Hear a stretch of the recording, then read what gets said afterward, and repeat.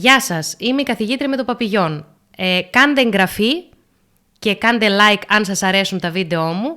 Σήμερα θα κάνουμε ένα διαφορετικό βίντεο που αφορά το μυθιστόρημα του George Orwell 1984, πολύ της μόδας και πολύ συζητημένο τα τελευταία χρόνια.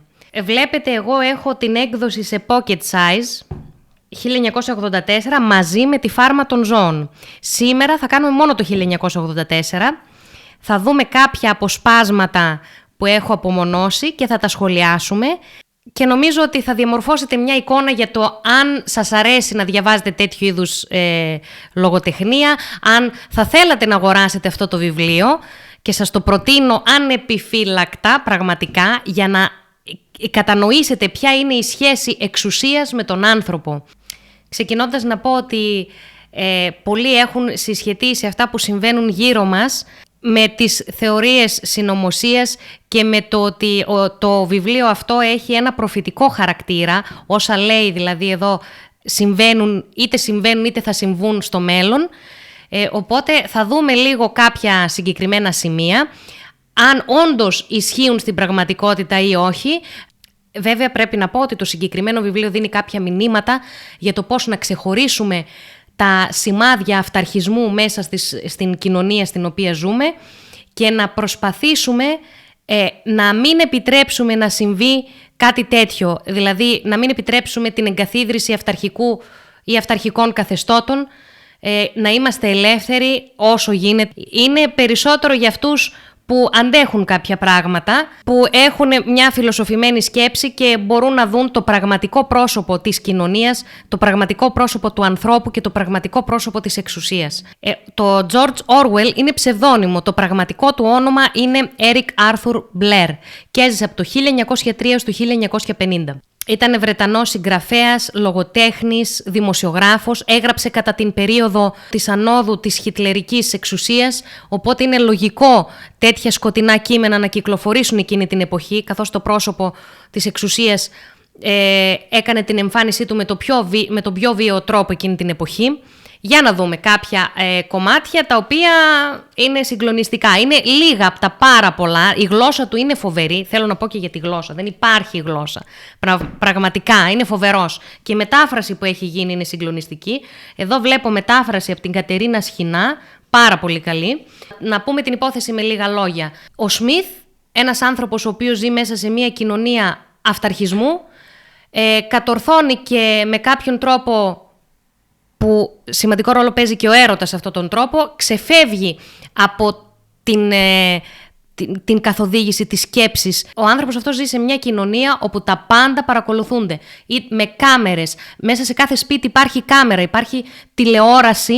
Φανταστείτε τώρα εκείνη την εποχή, 1940 μιλάμε τώρα, έκανε πρόβλεψη ουσιαστικά για την τηλεόραση, η οποία παρουσιάζεται σαν μαύρο κουτί σε κάθε σπίτι, που δεν έκλεινε ποτέ και δεν μπορούσες να πεις κάτι εναντίον του καθεστώτος. Το καθεστώς είναι το κόμμα με κάπα κεφαλαίο, ένα κόμμα, μια παγκόσμια εξουσία, που δεν μπορούσες να πεις το παραμικρό, γιατί η φωνή σου καταγράφονταν, οι κινήσεις σου καταγράφονταν.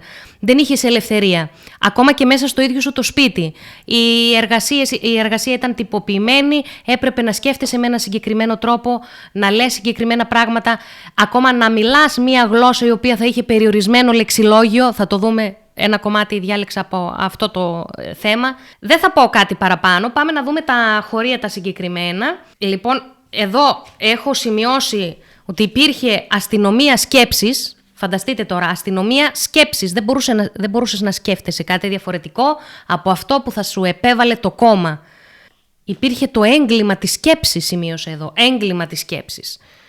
Εδώ λοιπόν έχω σημειώσει για τη νεογλώσσα, μια παγκόσμια γλώσσα, η οποία είχε περιορισμένο λεξιλόγιο.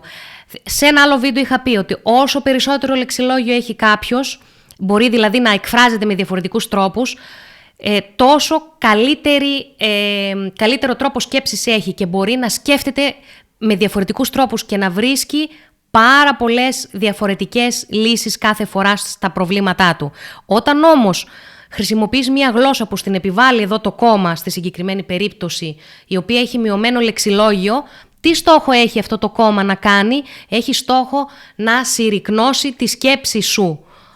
να σε κάνει να σκέφτεσαι μονομερός, με ένα συγκεκριμένο τρόπο, με τον τρόπο που θέλει το κόμμα. Θα μου πείτε, πού είναι η ομοιότητα με το σήμερα, να το συνδέσουμε και λίγο με το σήμερα. Έχετε σκεφτεί το χάλι της παιδείας σήμερα? Όσοι είστε καθηγητές το γνωρίζετε πολύ καλά και γνωρίζετε και το επίπεδο του λεξιλογίου που έχουν οι μαθητές. Συρρικνωμένο και συγκεκριμένες λέξεις οι οποίες δεν έχουν κανένα νόημα. Λοιπόν, δεν λέω βέβαια, να μην παρεξηγηθώ, ότι αυτά ανήκουν σε μια προσπάθεια οργανωμένης συνωμοσίας που έχει στόχο να κυριαρχήσει τον κόσμο. Όχι, είναι ότι σε κάθε κοινωνία σίγουρα υπάρχουν οι εξουσιαστές, αυτοί που με κάποιον τρόπο κέρδισαν την εξουσία και θέλουν να τη διατηρήσουν και απλώς χρησιμοποιούν οποιοδήποτε μέσο, στην προκειμένη περίπτωση τον έλεγχο της γλώσσας, για να διατηρήσουν αυτή την εξουσία. Ακούστε, δεν βλέπεις ότι ο στόχος της νεογλώσσας είναι να περιορίσει το εύρος της σκέψης? Στο τέλος θα καταστήσουμε κυριολεκτικά αδύνατο το έγκλημα σκέψης, επειδή δεν θα υπάρχουν λέξεις να το εκφράσουν.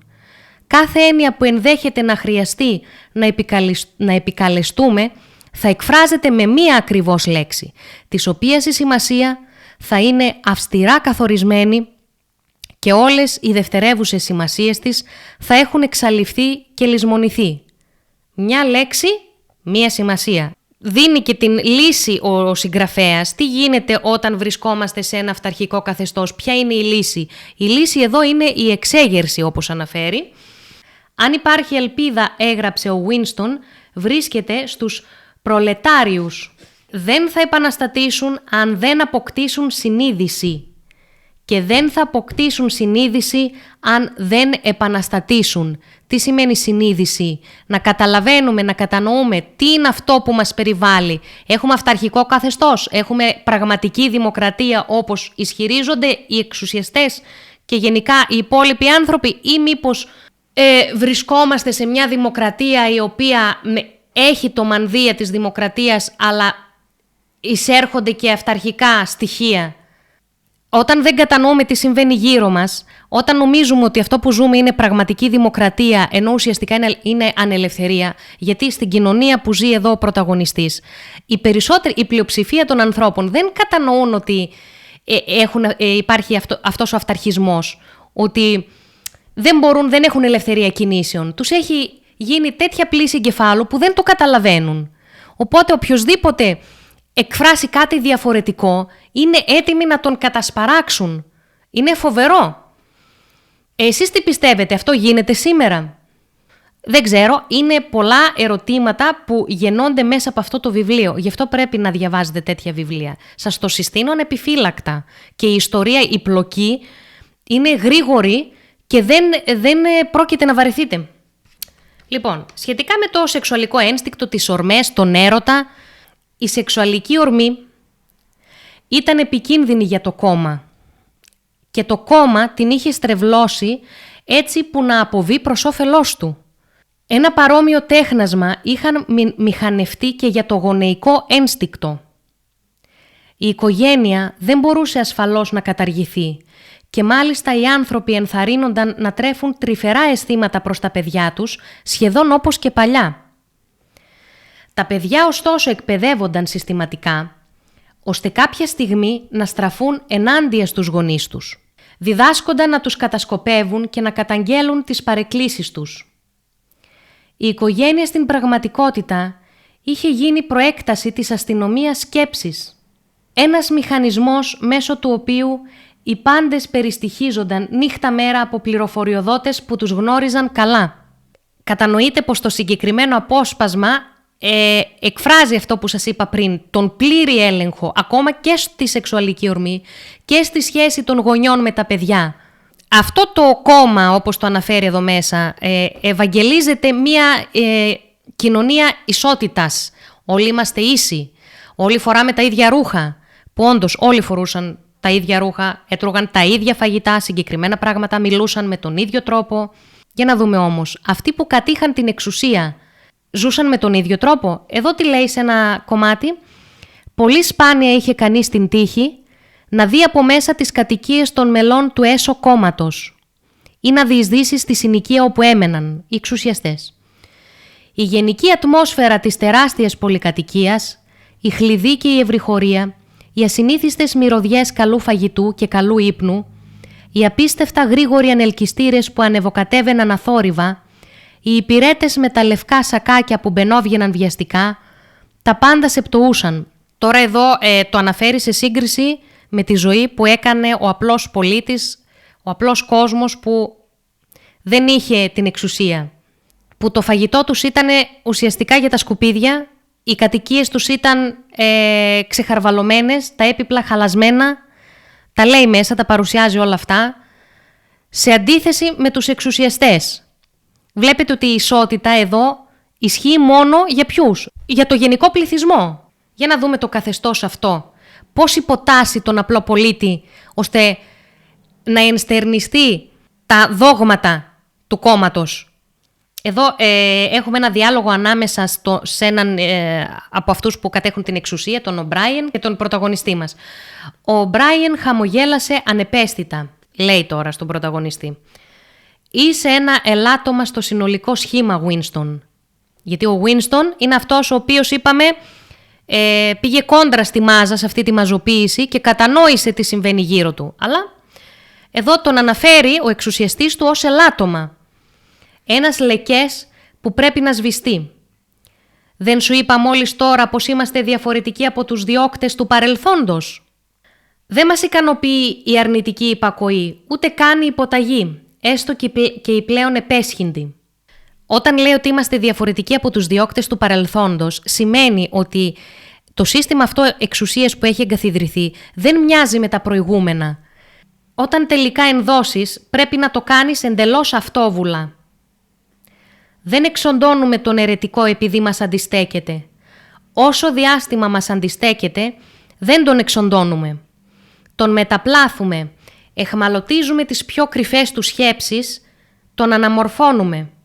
Καταστρέφουμε κάθε κακό που εμπεριέχει, κάθε αυταπάτη που καλλιεργεί. Τον βοηθάμε να έρθει στη δική μας πλευρά. Όχι φαινομενικά, αλλά αληθινά, γνήσια με την καρδιά και την ψυχή του. Τον κάνουμε έναν από μας πριν τον σκοτώσουμε. Δεν ανεχόμαστε να υπάρχει οπουδήποτε στον κόσμο έστω και μια λανθασμένη σκέψη, όσο κρυφή και ανίσχυρη κι αν είναι.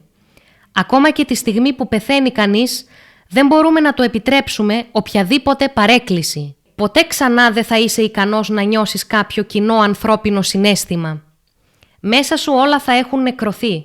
Δεν θα είσαι ικανός για αγάπη, για φιλία, για τη χαρά της ζωής, για γέλιο, περιέργεια, θάρρος, ακεραιότητα. Θα είσαι κενός. Θα σε στύψουμε τόσο που θα αδειάσεις εντελώς και έπειτα θα σε γεμίσουμε με μας. Αυτό είναι το 1% αυτή τη στιγμή που σας διαβάζω εδώ. Πρέπει να πάρετε το βιβλίο για να τα κατανοήσετε, να δείτε και τη δράση. Είναι ένα, σαν να λέμε, αστυνομικό θρίλερ. Ξανά έχουμε ένα από τα μεγάλα στελέχη του κόμματος που αποκαλύπτει τον λόγο για τον οποίο εγκαθίστανται οι δικτατορίες. Τώρα θα σου δώσω την απάντηση στην ερώτησή μου. Να ποια είναι? Το κόμμα επιζητεί την εξουσία για το συμφέρον του και μόνο. Δεν μας ενδιαφέρει το καλό των άλλων. Μας ενδιαφέρει μόνο η εξουσία. Oh yeah. Ούτε ο πλούτος, ούτε η χλειδί, ούτε η μακροζωία, ούτε η ευτυχία. Μόνο η εξουσία, η καθαρή εξουσία. Τι σημαίνει καθαρή εξουσία θα το καταλάβεις αμέσως. Είμαστε διαφορετικοί από όλους όσοι εγκαθίδρυσαν ολιγαρχίες στο παρελθόν, ακριβώς γιατί ξέρουμε τι κάνουμε. Όλοι οι άλλοι, ακόμα και όσοι μας έμοιαζαν, ήταν δειλοί και υποκριτές. Οι Γερμανοί Ναζί και οι Ρώσοι κομμουνιστές προσέγγισαν κατά πολύ τις μεθόδους μας, αλλά δεν είχαν ποτέ το θάρρος να αναγνωρίσουν τα κίνητρά τους. Υποκρίνονταν, ίσως και να το πίστευαν, ότι είχαν καταλάβει την εξουσία παρά τη θέλησή τους και για περιορισμένο διάστημα και ότι ακριβώς στη γωνία περίμενε ένας παράδεισος όπου οι άνθρωποι θα ήταν ελεύθεροι και ίσοι. Εμείς δεν είμαστε σαν αυτούς. Γνωρίζουμε ότι κανείς δεν παίρνει την εξουσία με πρόθεση να την εγκαταλείψει. Η εξουσία δεν είναι μέσον, είναι ο τελικός σκοπός. Κανείς δεν εγκαθιδρύει μια δικτατορία για να προστατέψει μια επανάσταση.